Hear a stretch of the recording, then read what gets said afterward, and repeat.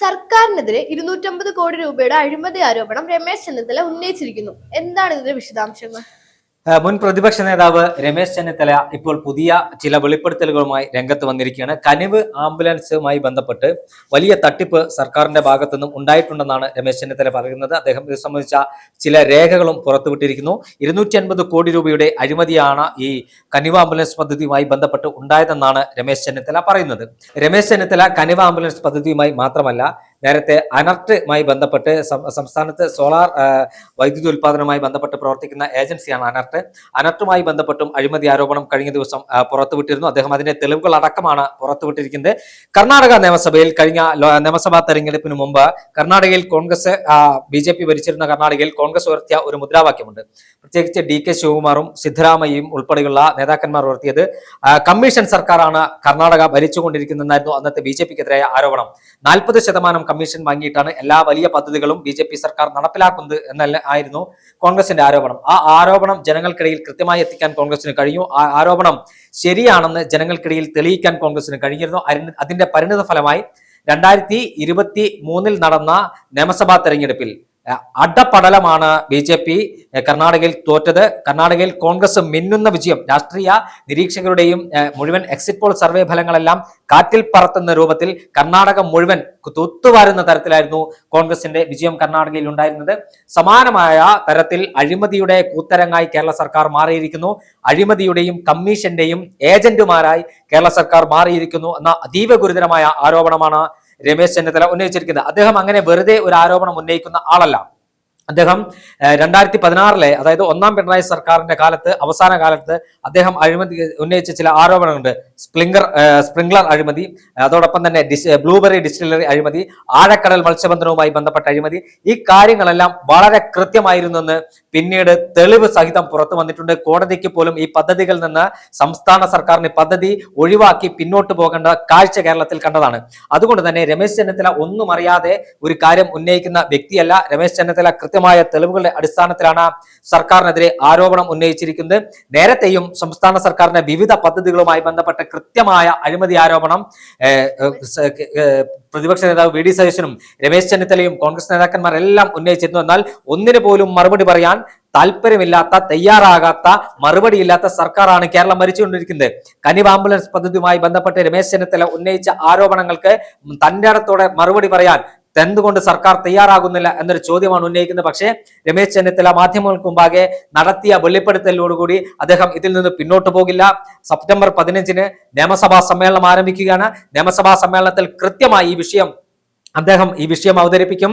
സഭയെ പ്രക്ഷുബ്ധമാക്കുന്ന തരത്തിൽ ഈ വിഷയത്തിൽ അഴിമതിയുമായി ബന്ധപ്പെട്ട് മുഖ്യമന്ത്രി ഉൾപ്പെടെയുള്ള, ധനമന്ത്രി ഉൾപ്പെടെയുള്ള ആളുകളുടെ വായിൽ നിന്ന് ഇതിന് മറുപടി പറയിപ്പിക്കുമെന്ന കാര്യത്തിൽ ഒരു തർക്കവുമില്ല. കാരണം നിരവധിയായ കമ്മീഷൻ ആരോപണം നിരന്തരം സംസ്ഥാന സർക്കാരിനെതിരെ ഉയരുമ്പോഴും ആ ആരോപണങ്ങൾ ഒന്നിനും മറുപടി പറയാതെ കമ്മീഷൻ വാങ്ങി വെളുപ്പിച്ചെടുക്കുന്ന, അല്ലെങ്കിൽ ഒരു കമ്മീഷൻ സർക്കാരായി കേരളത്തിലെ സർക്കാർ അധപ്പതിച്ചിരിക്കുന്നു എന്ന അതീവ ഗൗരവമായ ആരോപണത്തിന് എന്തുകൊണ്ട് സർക്കാർ മറുപടി പറയുന്നില്ല എന്നൊരു ചോദ്യമാണ് കോൺഗ്രസ് ഉന്നയിക്കുന്നത്. നേരത്തെ കനിവ് ആംബുലൻസ് പദ്ധതിയുമായി ബന്ധപ്പെട്ട ചില രേഖകളെല്ലാം പുറത്തു വന്നിരുന്നു. അന്നും ഇതിന് സർക്കാരിന് മറുപടി ഉണ്ടായിരുന്നില്ല. ഇന്ന് മുൻ പ്രതിപക്ഷ നേതാവ് ഹരിപ്പാടിന്റെ ഇപ്പോഴത്തെ MLA കൂടിയായ രമേശ് ചെന്നിത്തല തെളിവുകൾ സഹിതം മാധ്യമങ്ങൾക്ക് മുമ്പാകെ ഈ തെളിവുകൾ പുറത്തുവിട്ട് ആരോപണങ്ങൾ ഉന്നയിക്കുമ്പോൾ അതിന് മറുപടി പറയേണ്ട ബാധ്യത സർക്കാരിനുണ്ട്. ബീഹാറിലൊക്കെ നിരവധിയായ കുംഭകോണങ്ങൾ നടന്നിട്ടുണ്ട്. ബീഹാറിലും ഉത്തർപ്രദേശിലും തുടങ്ങി ഹിന്ദി ഹൃദയഭൂമികളിൽ പല കുംഭകോണങ്ങളും നടന്നിട്ടുണ്ട്. അതേപോലെയുള്ള കുംഭകോണങ്ങൾക്കാണ് കേരളത്തെ ഒരു പിണറായി വിജയൻ സർക്കാർ വേദിയാക്കുന്നത് എന്നൊരു അഭിപ്രായം കേരളത്തിലെ ജനങ്ങൾക്കുണ്ട്. എന്നാൽ ഇതിലൊന്നും മറുപടി പറയാതെ ഒളിച്ചോടുന്ന സർക്കാരാണ്. മുഖ്യമന്ത്രിക്ക് മാധ്യമങ്ങൾക്ക് മുമ്പാകെ വന്ന് ഏതെങ്കിലും ഒരു ചോദ്യത്തിന് മറുപടി പറയാൻ മുഖ്യമന്ത്രി തയ്യാറാകുന്നില്ല എന്ന് മാത്രമല്ല, അദ്ദേഹം വന്ന് അദ്ദേഹത്തിന് പറയാനുള്ളത് പറഞ്ഞ് അദ്ദേഹത്തിന്റെ അജ്ഞാനവർത്തികളായ, അല്ലെങ്കിൽ CPM അനുകൂല നിലപാട് സ്വീകരിക്കുന്ന ചില മാധ്യമ പ്രവർത്തകരുടെ 3-4 മാധ്യമ പ്രവർത്തകരുടെ ഇവർ ആദ്യം സെറ്റ് ചെയ്തു വെക്കുന്ന ആ മാധ്യമ പ്രവർത്തകരുടെ ചോദ്യത്തിന് മാത്രം ഉത്തരം പറഞ്ഞ് വാർത്താ സമ്മേളനം പൂർത്തിയാക്കി മടങ്ങുന്ന പിണറായി വിജയനെയാണ് ഇന്ന് കേരളം കണ്ടുകൊണ്ടിരിക്കുന്നത്. അദ്ദേഹം കണ്ടുപഠിക്കണം. കേരളത്തിൽ മുഖ്യമന്ത്രി പിണറായി വിജയൻ അധികാരത്തിൽ വരുന്നതിന് മുമ്പ് 2011 മുതൽ 2016 വരെ ഒരു മുഖ്യമന്ത്രി കേരളത്തിൽ ഉണ്ടായിരുന്നു. അദ്ദേഹത്തിന്റെ പേര്, അദ്ദേഹം ഇന്ന് നമ്മോടൊപ്പം ഇല്ല, അദ്ദേഹത്തിന്റെ പേര് ഉമ്മൻചാണ്ടി എന്നാണ്.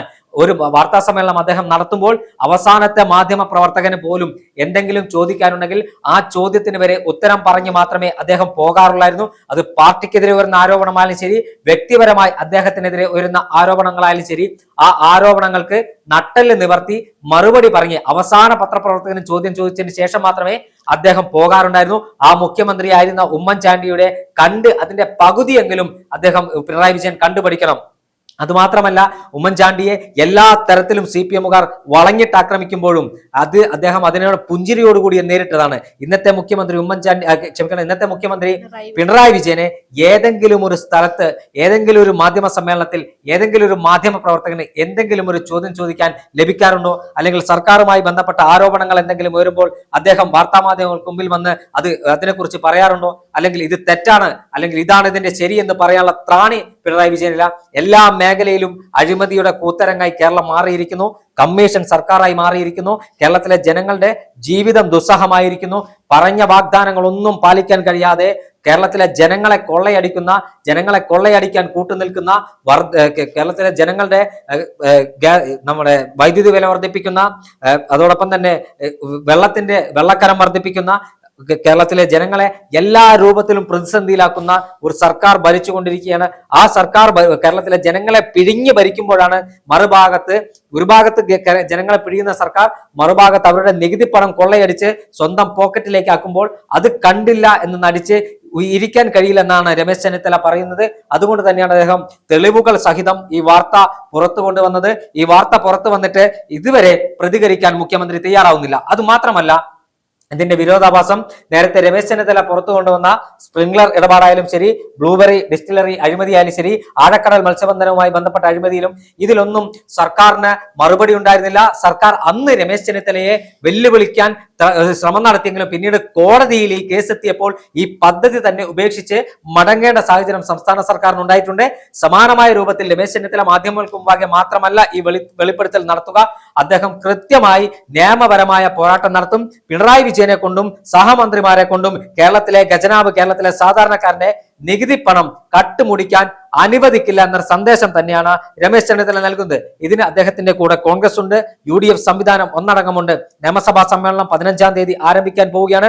ഓണത്തിന് ശേഷം നിയമസഭാ സമ്മേളനം ആരംഭിക്കുമ്പോൾ വലിയ പ്രതിഷേധം സഭയ്ക്കകത്തുണ്ടാകും, സഭയ്ക്ക് പുറത്ത് വലിയ പ്രതിഷേധമുണ്ടാകും. കോൺഗ്രസും അതിന്റെ പോഷക സംഘടനകളും വലിയ പ്രത്യക്ഷ സമരവുമായി സർക്കാരിനെതിരെ രംഗത്ത് വരും. സർക്കാരിന്റെ അഴിമതികൾ മുഴുവൻ തുറന്നു കാട്ടും, സ്വജനപക്ഷം തുറന്നു കാട്ടും. ഇത്തരത്തിൽ സർവ്വമേഖലയിലും പരാജയപ്പെട്ട സർക്കാരിനെതിരെ കേരളത്തിലെ ജനങ്ങളുടെ വലിയ തരത്തിലുള്ള വികാരം ഉണ്ടാവുകയാണ്.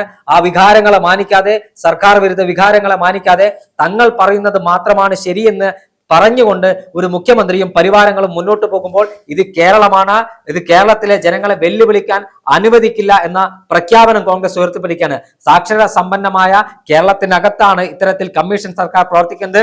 കമ്മീഷൻ സർക്കാർ അധപ്പതിച്ച രണ്ടാം പിണറായി സർക്കാരിനെതിരെ പിണറായി സർക്കാരിന്റെ അഴിമതികൾ ജനങ്ങൾക്ക് മുമ്പിൽ തുറന്നു കാണിക്കുകയും അതോടൊപ്പം തന്നെ ഇതിന് ഒരു അറുതി വരുത്തിയിട്ട് മാത്രമേ ഇനി വിശ്രമം ഉണ്ടാകൂ എന്നാണ് കോൺഗ്രസിന്റെ പ്രഖ്യാപനം.